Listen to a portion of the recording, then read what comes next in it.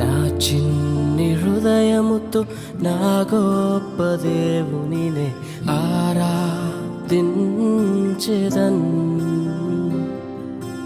పగిలిన నా కుండను నా కుమ్మరి యొద్దకు తెచ్చి బాగు చేయమని కోరెదన్.